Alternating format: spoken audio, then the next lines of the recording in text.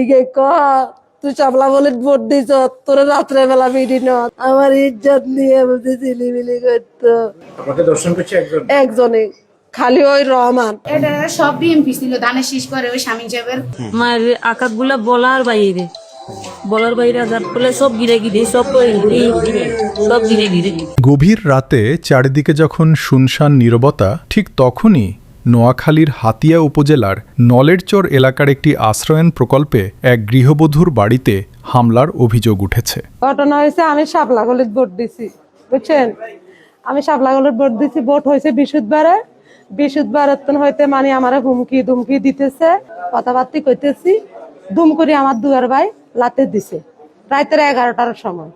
দুম করে যখন রাত্রের বেলা যান আমার ঘরের দরজা ভাই লাতে দিছে, লাতে দেওয়া আমি দরজা খুলছি আর তারা ঠাম করে 3 জন ঢুকে গেছে। 3 জন, একজন হলো কালা ইমরান, একজন হলো রহমান, আর একজন হলো রুবেল। ভুক্তভোগীর দাবি, বুধবারের ভোটে তিনি শাপলাকলিকে ভোট দেন। এরপর থেকেই তাকে ও তার পরিবারকে বিভিন্নভাবে হুমকি দেওয়া হচ্ছিল। ঘটনার রাতে প্রায় 11টার দিকে তার ঘরের দরজায় লাথি মারা হয়। দরজা খুলতেই 3 জন ভেতরে প্রবেশ করে। এরা 3 জন আমার ঘরে ঢুকে গেছে। এনসিবি করছে, এনসিবি সাদাজ্জা মিরামু, এনসিবি সাদাজ্জা দেখামু, একথা কই এরা আমার স্বামী আর আমি ঝালমুড়ি খাইতেছি। আমার স্বামীরে নিয়ে এরকম রুম আর একটা রুমে নিয়ে দরজা মারি ফিরছে। অভিযুক্তদের মধ্যে কালা ইমরান, রহমান ও রুবেলের নাম উল্লেখ করেছেন ভুক্তভোগী। অভিযোগ রয়েছে, ঘরে ঢুকে প্রথমে গালিগালাজ করা হয়। এক পর্যায়ে তার স্বামীকে পাশের একটি কক্ষে নিয়ে আটকে রাখা হয়। এরপর তাকে ঘরের পাশের গোসলখানায় নিয়ে গিয়ে পাশবিক নির্যাতন চালানো হয় বলে অভিযোগ করেন ওই গৃহবধূ। আমার এহেরা গোসলখানা মানে বাথরুম, এইদিকে 2 সাইডে 2টা বাথরুম, একটা নারীর একটা পুরুষের, মাঝখানে একটা মানে গোসলখানা আছে। ওই গোসলখানার ভিতরে ঢুকে বহুত যুদ্ধ করতেছে, মানে আমার লগে আমার মানে অবৈধ কাজ করতে।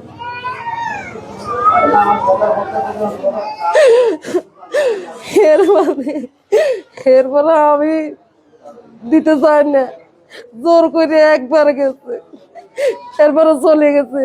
আমি কান্দি কাটি আমার স্বামীর আমি ঘরে চলে গেছি, আমার স্বামীকে আমি এখানে থাকতাম। ভুক্তভোগীর ভাষ্য অনুযায়ী নির্যাতনের পর ভোরের দিকে পরিস্থিতি কিছুটা শান্ত হলেও সকাল 6:30টার দিকে আবারও 8 থেকে 10 জন যুবক তাদের বাড়িতে হামলা চালায়।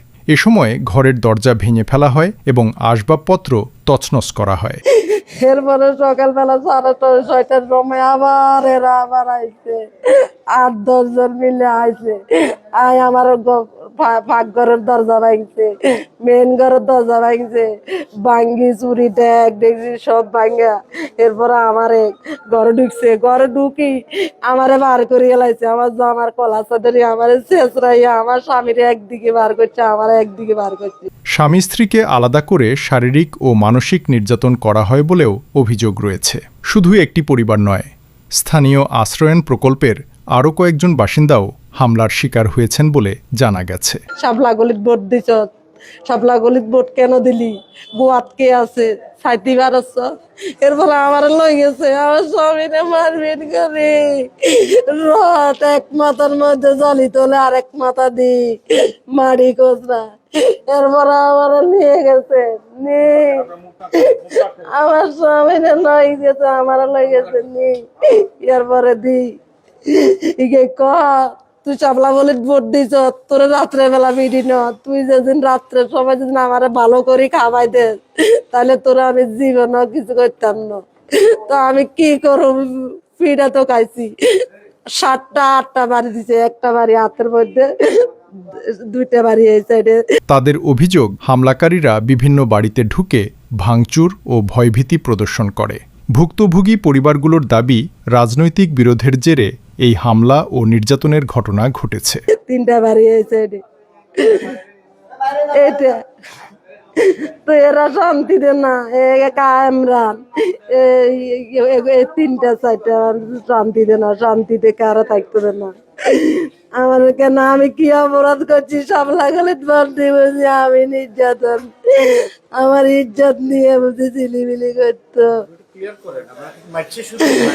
না। আমরা মারবার আগে অপমানি করছে কালকা রাত্রের সময়, দুইজন, একজন দরজাধরি খাতা ছিল, একজন গেছে।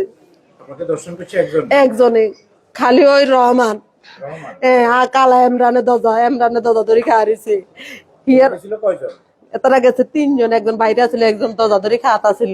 অভিযুক্তদের মধ্যে কয়েকজন স্থানীয়ভাবে নির্দিষ্ট একটি রাজনৈতিক দলের কর্মী হিসেবে পরিচিত বলেও অভিযোগ তোলা হয়েছে। এ ঘটনায় এলাকায় চরম আতঙ্ক বিরাজ করছে।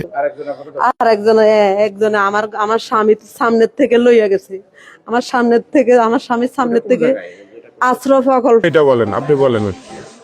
সকালবেলা উঠতে নামাজ পড়ার দেরি কথা নেই, আমি দিন মাত্র করছি, এখনো আপনি কত নজর করে এমনি মেয়ে ঘর, আমার ছেলে বউ ঘর পড়তেছে, এদের ভিতরে গেরা হারাই 50 জনের ঘরে বুকি অস্ত্র আছে, অস্ত্রটা সেটা বলি লাগাত তদন্ত করে কিছু পায় নাই, না পায় বাইরে গেছি, বাইরে গিয়ে ওরা পরে বলতেছে যে বক্তিয়ার বই এই কিনে এমনি সাপলাগুলির লগে ফুটবলের লগে এক ঘর এর আগে দুলছে মার, এটা পরে আমার মার যে কি মায়ের আকাত গুলা বলার বাইরে আঘাত করলে সব গিরে গিরে সব গিরে গিরে। ক্ষতিগ্রস্ত পরিবারগুলো দোষীদের দ্রুত গ্রেপ্তার এবং দৃষ্টান্তমূলক শাস্তির দাবি জানিয়েছেন। একসাথে ওরা দুমছে দাদা ভাই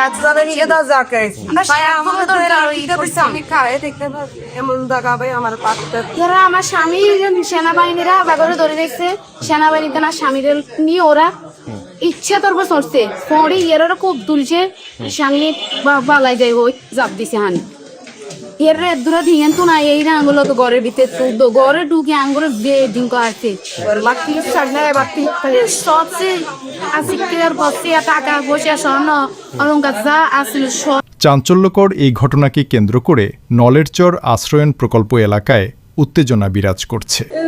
কেন করলো, ঘটনাগুলি কেন দিলাম, আমার নির্যাতন করলো, আমারও মারলো, আমার স্বামীরও মারলো, আমারও মারলো।